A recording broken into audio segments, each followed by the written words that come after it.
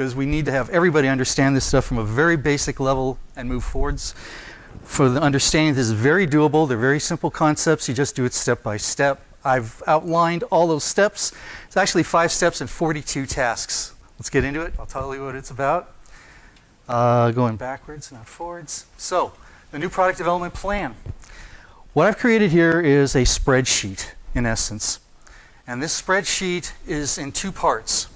So if you're actually getting the package in hardbound, it looks like this.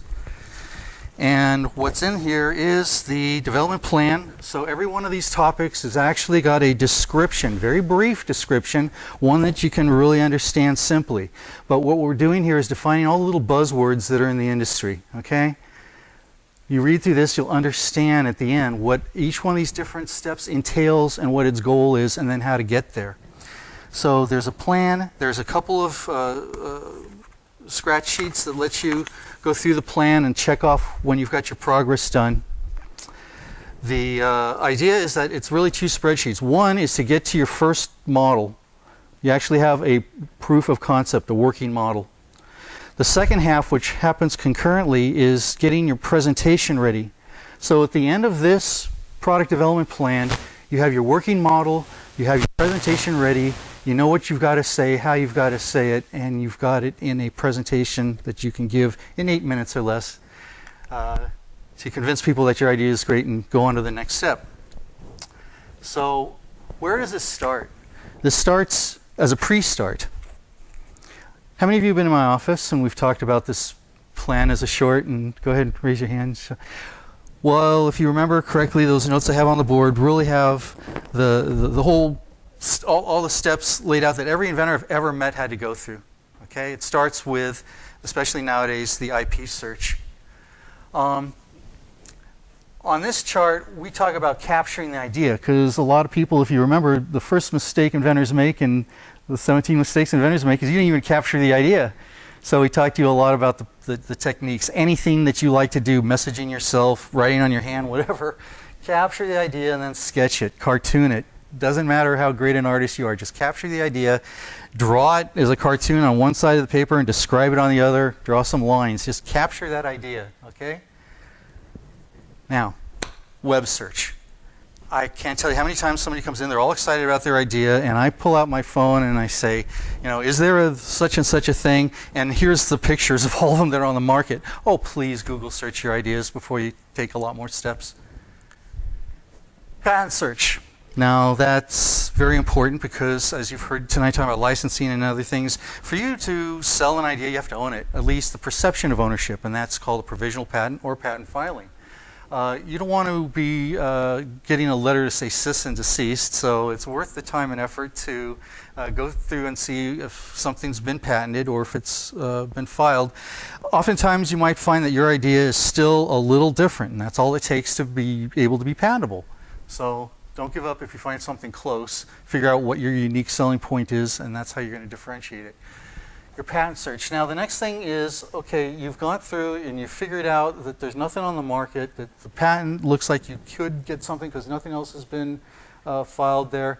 Let's take a quick look at just the whole big picture and evaluate it and score it before we go any further. So that's what we call this new product evaluation matrix. Okay? So in this project plan, and by the way, I do give this away for free. You got your copy tonight, and we're sharing this with all the clubs and members.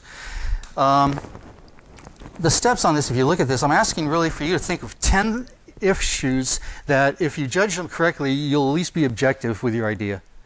Too often we just fall in love with our idea. It's our baby. And you know, you got to have somebody tell you if your baby's ugly or not. Well, being objective is another way of doing it here, and it's scoring. And some of these things are variables you might change. Let's talk about them real quick. The estimated profitability. This is actually a very compound question because what it's implying is that you've already asked people what they would pay for this thing. You've already kind of guesstimated what the cost would be. You can do the equation and figure out what the multiple is, what you could sell it for, and divided by how much it costs to make. If you can sell it for 5 times, you would score yourself a 5. 4, 3, 2, 1. The multiples dictate what kind of marketing you're going to be able to afford and how many levels of marketing. For you to be as seen on TV product, you have to have a 5. They want grand slams. They don't take singles or doubles. So the first question is the profitability. There's the score. If you're going to make something and you can't sell it for anything more than you're making it for, you're not going to sell well. You might sell them on the internet. Profitability. Technical complexity. The gradient here is from everything's available and simple to, oh my gosh, you are inventing science and research and developing things. So the scale is something to consider, how complex this is. Third thing, industry size. Yes, this is a big factor because your percentage of, a small percentage of a huge industry amounts to a lot. So the industry size is important. It's important for you to understand this question because later when you're talking to professionals in your industry, you should know a few facts about it so you're not taken by surprise if they know something you don't. So understanding your market and knowing the industry size at least is really important.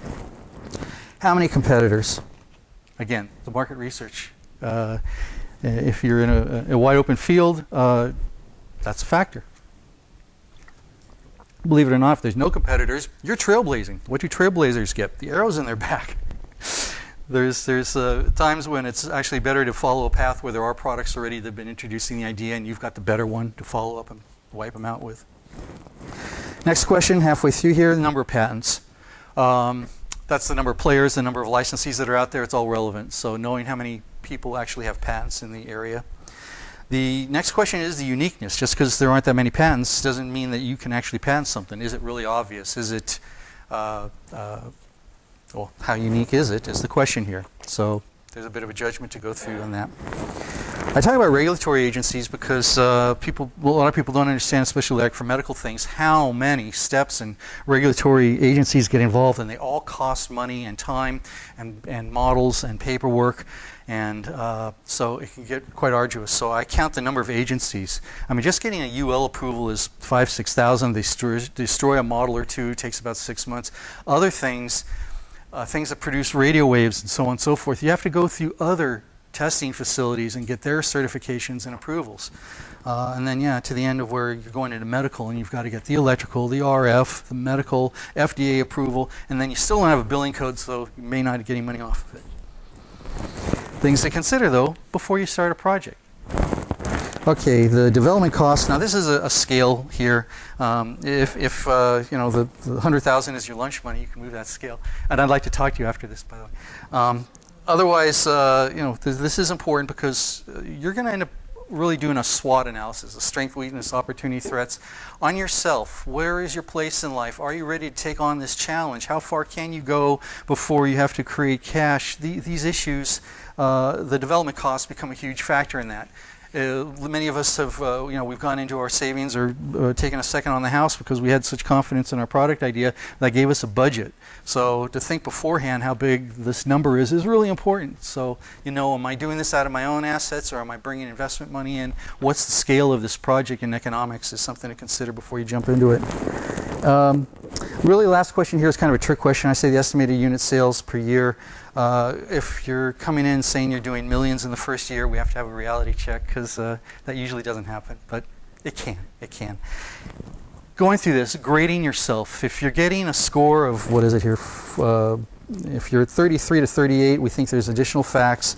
If you're 39, it's acceptable for preliminary development. So this is a mental exercise to go through. You may not have all the answers, guesstimate it. Later on, you might have a better answer for you. But this is a very efficient way for you to quickly judge if your product has got the merits. What I like people to do is find out enough information to give them that warm fuzzy that it's worth going on the next step without spending a lot of money to do that until the money's necessary. And that's what differentiates us from most other invention submission companies. So it's a la carte. Okay, folks, that is a free tool. I've got more copies of it. I hope you all got a copy of it. I found it's most useful. I've had a number of you every year come in with literally a Home Depot bucket of projects, or two. And it's dump it out on the table, and they're asking me, you know, which one should we work on? And, well, all right, let's look at these factors and try to filter it down to maybe your top three. And then which one do you have a passion for? So we're trying to look for what's called the lowest hanging fruit, easiest things to accomplish, easiest things to get going and to bring it to market.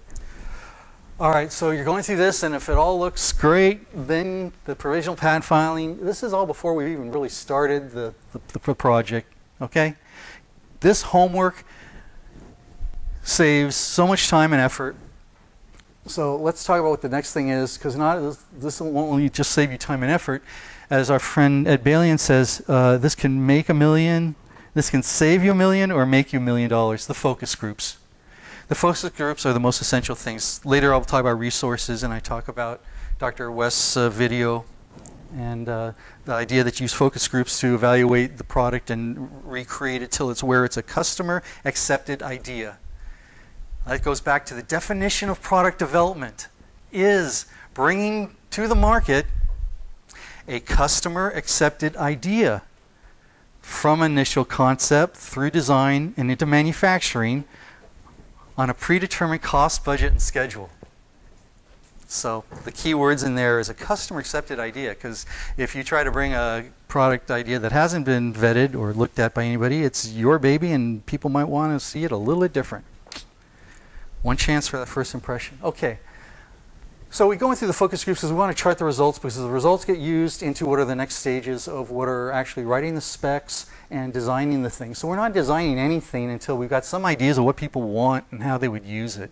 So this can be done in a crude manner, gets the idea across, just like we saw tonight. Here's my idea. Yeah, I strapped it together. What do you think? You got the impetus tonight that this is a good idea, you should move it forward. You got a bunch of inputs as well as far as what the design changes might be that people would want to see in it. So it's after you get that sort of input that's so valuable, that's when you write the specs. And what this outline here is for, by the way, is for a simple electromechanical product. So you're going to see some terminologies in here for the mechanical issues and some for the electronic. And if yours doesn't have one or the other, just avoid it. These are all color-coded because, as we mentioned tonight, everything takes a team. And there's a legend on the bottom here because these are different disciplines. The disciplines of the manufacturing, the engineering, people can do marketing, people that do the videos. So there are different specialties. This again, I'm showing you here just a static picture, but this is actually an Excel spreadsheet. So you get to tailor all of these squares and the timelines. So when you're done, it's a project roster. It has your team on it. It has your timelines on it. And the check sheets that come with you as you go through it step by step lets you check it off. So what's happening here is you start working on this design for the mechanics of it. You're also starting to think about, all right, how am I going to present it? Think about your logos and trademarks. Filing them is its own separate task. Knowing the market statistics and who your competition is, and this is also the people that you might be approaching for your licensing. So you're doing your homework right now and figuring out those things. So concurrently, you're getting the concept sketched out for the mechanical engineers. You get the request for quotes from the electrical engineers and mechanical engineers. There's steps to designing things that require finding where the parts are. You might end up testing circuits before you integrate them into a final design. Circuit board designs are done. These all happen one step after another. So when you've gone through these steps, sometimes we'll see the term SLA. And all these terms, again, have a little definition written about them in this guide. So you'll be able to read and understand a little bit more. We do a lot of 3D printing with parts now, and it saves a lot of tooling costs. And it's really essential in most models to do a 3D or some mechanical mock-up. So in the process, you get your mechanical parts made, you get your electronic parts made, you all put it together and you test it. What's happening concurrently is you're getting your presentation together by your trademarks and filings, figuring your competition, figuring out what your costs are. You are going to list your partners. Marketing plans are important. Your business plan is important. This isn't necessarily a business plan yet. You're just thinking of the way of how you are going to present it. What happens at support, one of the milestone points here is that when the model's done is right afterwards when you can start videotaping. Because the steps to every project have been the IP search, the market search, the market research, that generally tells you, okay, I've got something here that's worth going. Then you move into making the model. That model then goes into your sell sheet or your video or your presentation. So there's coming up with how are you going to videotape this. It's your own little infomercial. And a lot of these are usually comparative. You know, you can't fry an egg without a magic pan, and it's black and white, and people cry because their dinner's on the floor. And the next thing, everybody's smiling, and then it works great. So how you do this is you create a video, a screenplay, a storyboard. Working with your videographer, they do all the... Oh, brother. Of course. Working with a videographer, they capture, they know what's going to be necessary. And, okay, again, this is my commercial one. Thank you, technology. Getting that all so you can embed it. It's about a 1-minute video, and that way you can embed it. And embed it in YouTube, if you're going to use it on Kickstarter, whatever your goal is for it. That is a project in itself, but it doesn't start really until you have the working model or a mock-up that you can say is a prop and people can act like it's real. The rest of this is there's work to be done to make those connections, to make the arrangements so that you can show up and talk to and approach the right person and go from there. Now the stage after this and making those license agreements is very well taught by Stephen Key in his books about licensing. We'll get to that in a minute. So that is the essence of the new product development plan. 5 steps, 42 tasks. When you're all done, you've actually got your models, you have your presentation, you know what you're going to say, how you're going to say it, and the statistics about it, so people believe your story. Okay? Any questions? Thank you, thank you, thank you.